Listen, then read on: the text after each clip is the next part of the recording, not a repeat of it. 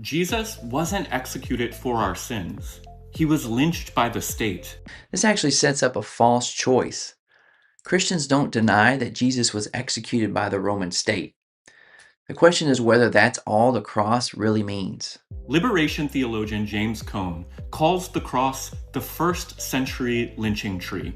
That analogy highlights injustice, and Christians should take injustice seriously. But an analogy is not an explanation.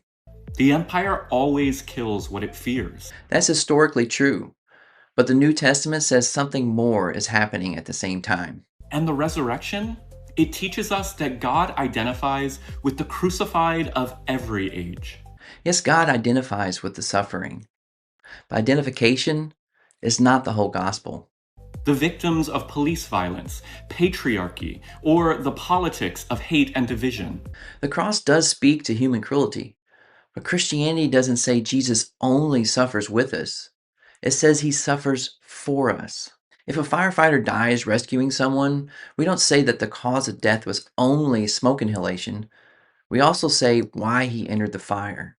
And to worship a crucified God is to stand with crucified people. Standing with the suffering matters.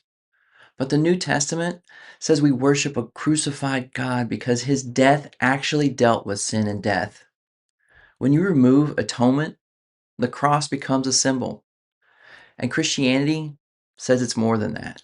The cross isn't only about who God stands with, it's about what God did.